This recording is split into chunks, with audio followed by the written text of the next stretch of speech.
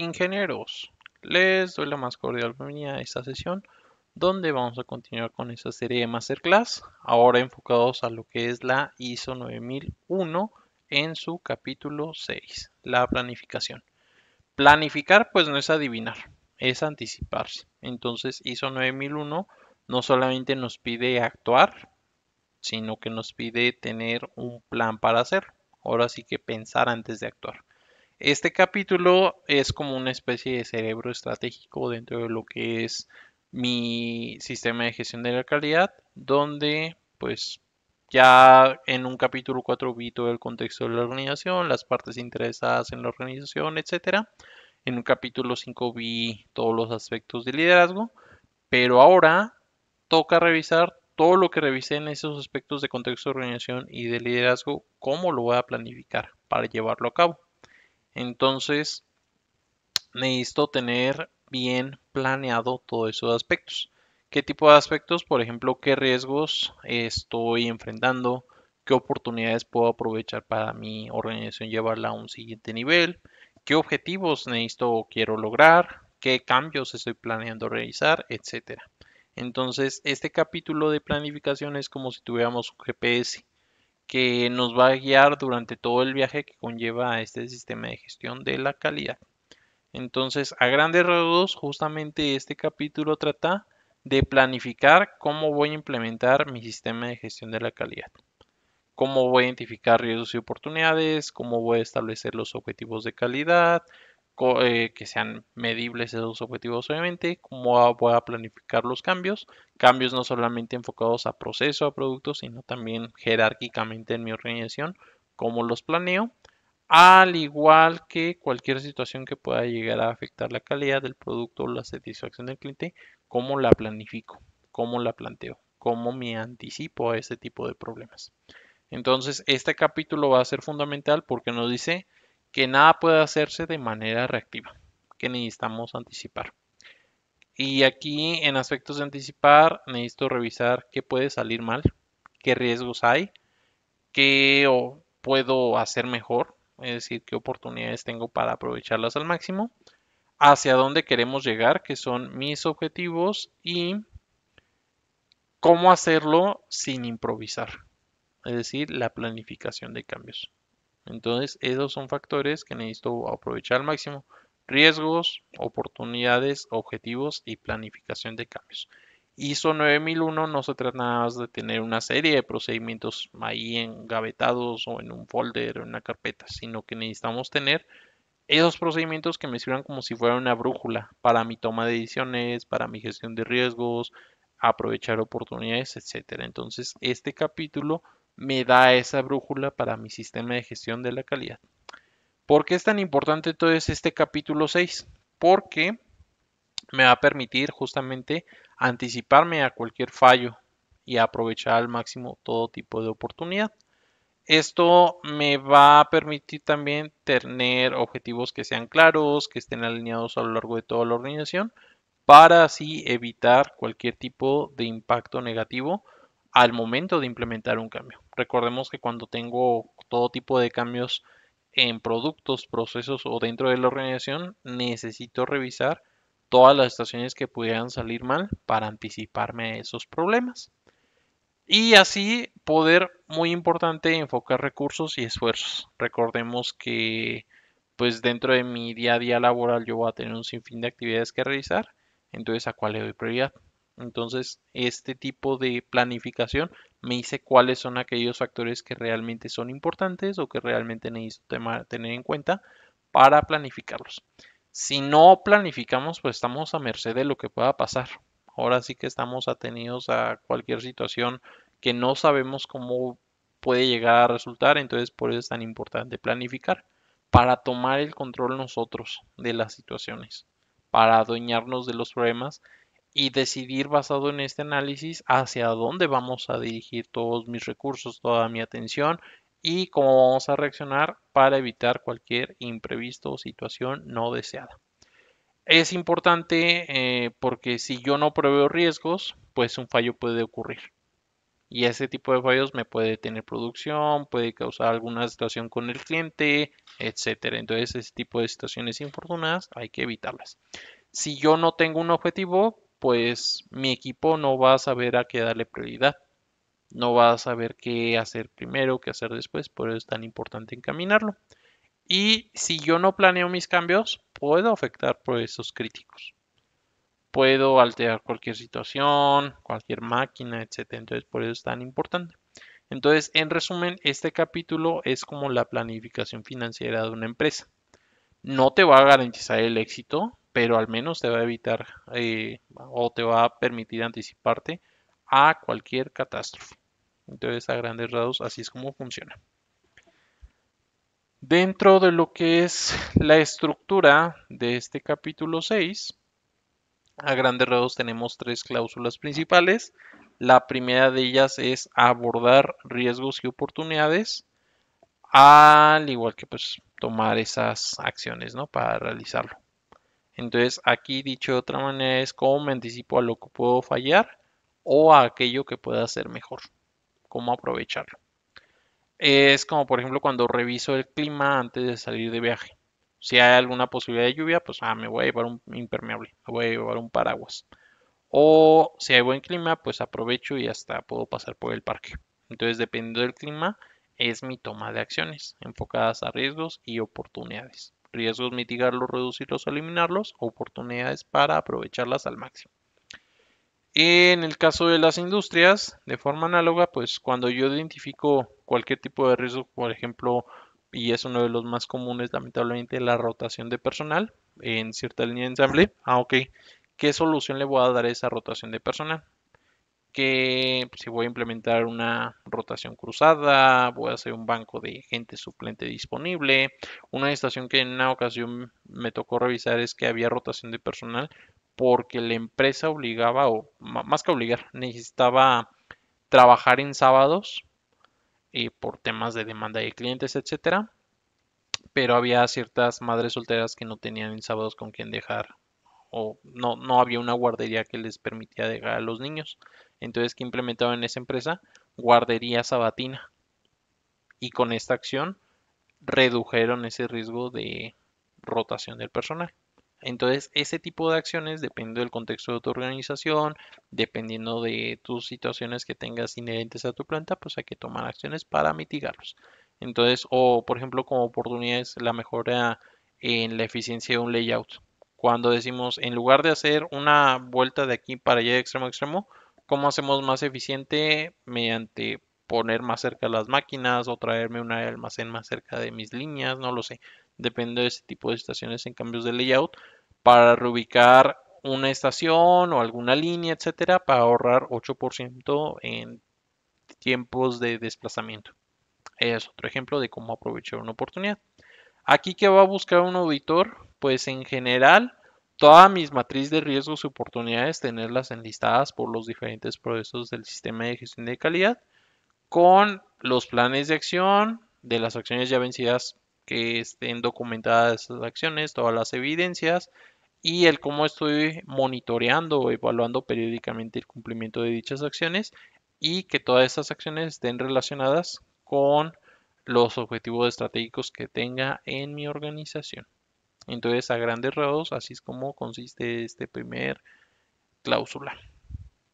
Ya dentro de lo que son los objetivos de calidad y cómo planificar para lograrlos, aquí pues no basta con querer mejorar. Necesito tener metas claras para lograr esos objetivos que voy a tener y tener bien presente cómo lo voy a alcanzar. Entonces aquí es como si yo me pusiera la meta de correr 10 kilómetros diarios. Ok, es una muy buena intención, pero no basta con decirlo. Necesito tener un plan de entrenamiento, de alimentación, de descanso, etcétera. Entonces necesito complementar con estos aspectos que me van a permitir ser más preciso en el logro de mis objetivos. Y aquí, por ejemplo, en las industrias, si yo tengo como objetivo, por ejemplo, reducir scrap en un área de ensamble de maquinados, de pintura, etcétera, en un 15% para términos de este año. Bueno, es un objetivo, es medible, es alcanzable, es cuantificable, etcétera. Entonces aquí, si ya tengo ese objetivo, necesito determinar un responsable y qué acciones voy a tener para lograr dicho objetivo, al igual que el seguimiento o el monitoreo de ese indicador para realmente confirmar que estoy alcanzando dicha métrica. ¿Qué va a buscar un auditor entonces? Que todos los objetivos que yo establecí en términos de calidad, pues estén documentados, sean medibles, tengan algún plazo, tenga evidencia de cómo lo estoy monitoreando, haya responsables, haya seguimiento y haya evidencias de que están siendo revisados. Entonces así es como funciona este objetivo. Un siguiente factor es la planificación de cambios. Es la siguiente cláusula, que aquí no es nada más y nada menos que no cambiar nada sin pensar cómo potencialmente puede afectar el sistema. Es como, por ejemplo, si yo decido algún día remodelar mi casa. O sea, necesito saber si voy a necesitar romper algo, tirar alguna pared o alguna situación, cuánto me va a costar, quién lo va a hacer, cuándo lo van a hacer, cómo lo van a hacer, cómo va a afectar al resto de mi casa o al resto de los habitantes que vivan en ella antes de implementar cualquier cambio. Entonces, de forma análoga, en las industrias o en las empresas, así es como funciona. Si yo digo, pues voy a cambiar un proveedor de pintura o de algún subcomponente, ok, necesito evaluar primero que nada que sea compatible con mi producto, con mis procesos, que no vaya a cambiar el desempeño de mi pieza, ese cambio de ese proveedor, a actualizarlo en una MEF, plan de control, AMEF de diseño, no lo sé, depende del tipo de cambio que estoy teniendo, entrenar a mi personal y hacer todas las pruebas que sean necesarias antes de lanzar el cambio. Eso es planificación, llevar ese orden o ese control de todas las estaciones que puedo llegar a tener. ¿Y qué va a buscar un auditor aquí? Pues va a requerir toda la evidencia de esos análisis previos a los cambios. O sea, toda la evidencia documental de que si se realizó este análisis, hubo un proceso de validación, hubo control de documentos actualizados, hay registros de comunicación de dicho cambio, se difundió el cambio, todos lo conocen, todos están al tanto, saben qué hacer, hay una implementación planificada, etcétera. Entonces, todo este tipo de situaciones son las que yo debo de revisar en ese aspecto de planificación de cambios. Y en general, pues estas son las tres principales y únicas cláusulas que vienen en el capítulo 6.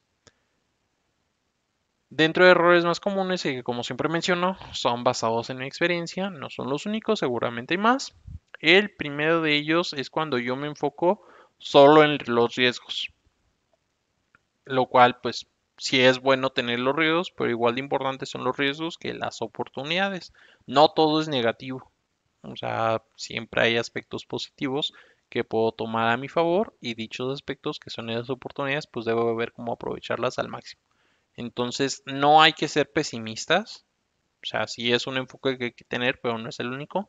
También hay que ser bien conscientes de las fortalezas que tengo en mi organización en materia de cumplimiento de calidad y de satisfacción del cliente y esas oportunidades, pues aprovecharlas al máximo. Por ejemplo, que mi empresa queda muy cerca de esta compañía a la cual le surto piezas. Esa es una muy buena oportunidad, la cercanía con tu cliente. ¿Cómo la aprovechas?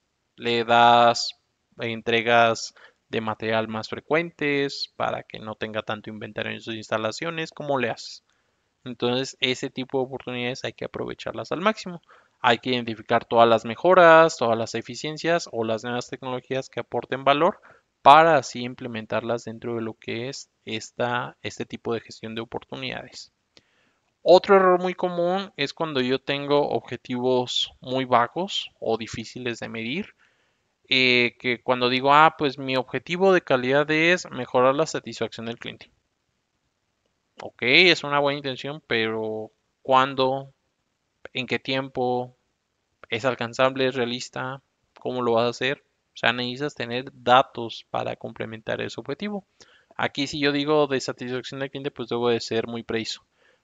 Por ejemplo, incrementar la satisfacción del cliente de un 85 a un 92% en los próximos 6 meses, de acuerdo a lo que valoremos en una encuesta interna que estoy implementando.